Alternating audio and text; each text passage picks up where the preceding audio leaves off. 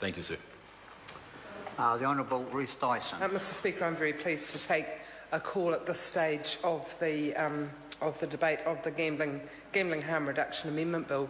Can I begin by just commending the member who's just resumed his seat and say that I attended not as a regular member of that committee but for the purposes of this bill for most of the deliberation, and I thought that his competency in chairing was very, very commendable. We had some pretty heated debates, we had some pretty upset submitters. And I'll get back to them, but I thought that the manner in which they were received and the order that was maintained on the committee was the way that other committees should operate in this House. So I want to just note that. To begin with, I also want to commend the member who introduced the bill. I agree with Jonathan Young that actually Te Aroha Flavel's motivation in bringing this bill about was absolutely exemplar, actually. He understands, and many in this House do now better because of the process of the bill, the harm that is done in our society caused by, not by the fact that people have a gambling problem, but caused by the people who have a gambling problem's ability to access machines that take advantage of that addiction and the problem they have.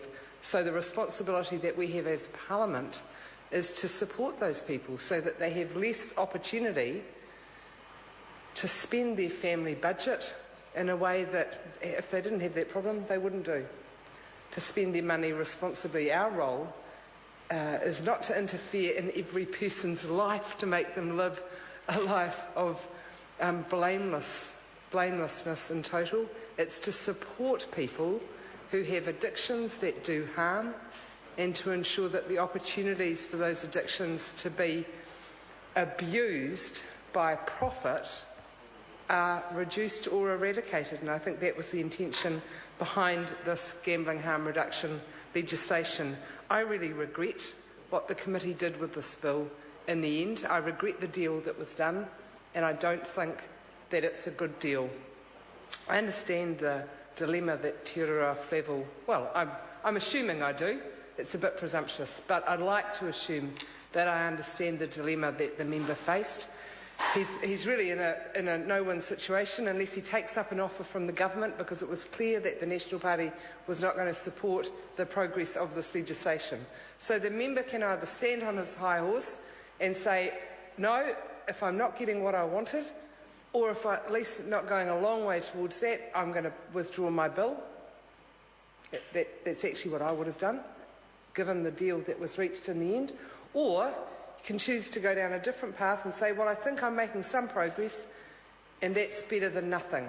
I don't think this is progress, and I really regret that, because I think this was an opportunity for us to not to go to the lengths that the original bill proposed. You know, that I would have voted for it.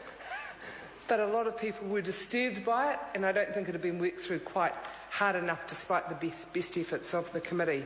But I think this bill actually ends up doing the opposite of what was intended. I think this bill could do more harm than was intended, and it's certainly the comments of people who are experts in this area, who deal with the social consequences of problem gambling, who say that this bill should not progress. Problem Gambling Foundation is the obvious organisation, but we also have the Salvation Army, an organisation that must be one of the most highly respected in terms of the work they do in the hardest area in our communities in supporting people, and the Auckland University's School of Population Health. Those three organisations have taken a big step and gone public in opposition to interrupt the honourable member. The time has come for me to leave the chair for the dinner break. This debate is interrupted.